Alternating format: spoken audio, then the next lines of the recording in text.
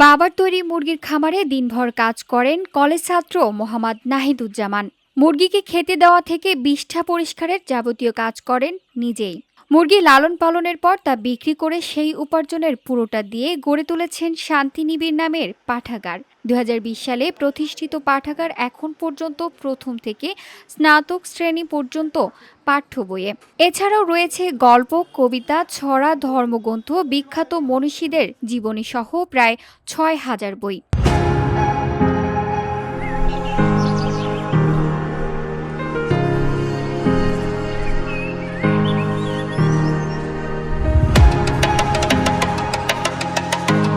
মুরগি বিক্রির টাকায় চাঁপাইনবাবগঞ্জের শিবগঞ্জ উপজেলার ইসরায়েল মোড়ে একক প্রচেষ্টায় পাঠাগার গড়ে তুলে প্রশংসা কুড়িয়েছেন কলেজ ছাত্র নাহিদুজ্জামান, যেখানে শিক্ষার্থীরা সকাল থেকে রাত পর্যন্ত যে কোনো পাঠ্য বই, গাইড ও নোটবুক ছাড়াও অন্যান্য বই সেখানে বসে পড়ার পাশাপাশি বাসায় নিয়ে গিয়ে পড়তে পারে। পড়া শেষে আবার ফেরত দিয়ে যায় শিক্ষার্থীরা। এভাবেই দৈনিক শতাধিক স্থানীয় শিক্ষার্থী শান্তিনিবিড় পাঠাগারে বই পড়ে ও বাসায় নিয়ে যায়। আবার তাদের মধ্যে কেউ ভালো ফলাফল করলে নাহিদুজ্জামানের পক্ষ থেকে দেওয়া হয় বিশেষ পুরস্কার।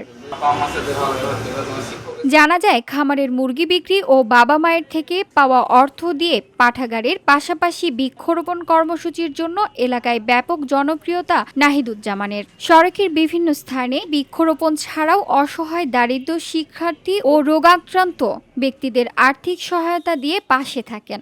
এমনকি নিম্ন আয়ের মানুষের জন্য সুপেয় পানির ব্যবস্থাও করেন নাহিদুজ্জামান। তার এমন উদ্যোগে গর্বিত এলাকাবাসী। আরো উপকৃত হবে এবং এলাকাবাসীর উপকৃতের সঙ্গে নাহিদুজ্জামানের শান্তিনিবিড় পাঠাগার থাকায় এলাকায় শিক্ষার্থীদের নোট বা গাইড বই কিনতে হয় না। এমন উদ্যোগে খুশি শিক্ষার্থীরা। বিতরণ করে এবং শিক্ষার্থীদের কোনো কিছুর বিনিময়ে নয়, শুধু মানসিক শান্তি পেতে ও শিক্ষার আলো ছড়িয়ে দিতেই এমন কাজ করেছেন বলে জানান নাহিদুজ্জামান। তার দাবি, আজীবন এমন সমাজ সেবা করে যাবেন তিনি। ভালো লাগে এই যে স্বেচ্ছায় মানুষের পাশে থাকা। নিজে একজন কলেজ ছাত্র হয়ে মুরগি বিক্রির টাকা পাঠাগার স্থাপন ও বিনামূল্যে বই বিতরণের কারণে স্থানীয় প্রশাসন বিভিন্ন সময়ে পুরস্কৃত করেছে নাহিদুজ্জামানকে। এছাড়াও অসহায় দারিদ্র্যকে সহায়তা ও বৃক্ষরোপণের কাজে পাশে থাকায় আশ্বাস প্রশাসনের। আমরা এটাকে হাইলি অ্যাপ্রিশিয়েট করি। নাহিদুজ্জামান কানসার সলিমান মিয়া ডিগ্রি কলেজ ডিগ্রি প্রথম বর্ষের পড়াশোনা করেন। সে এখন পর্যন্ত বিভিন্ন সড়ক ও শিক্ষা প্রতিষ্ঠানের কয়েক হাজার গাছ রোপণ এবং 7 শতাধিক শিক্ষার্থীর ফর্ম পূরণ ও অসহায় দারিদ্র অসুস্থ মানুষকে আর্থিক সহায়তা করেছেন। VOD Bangla news desk.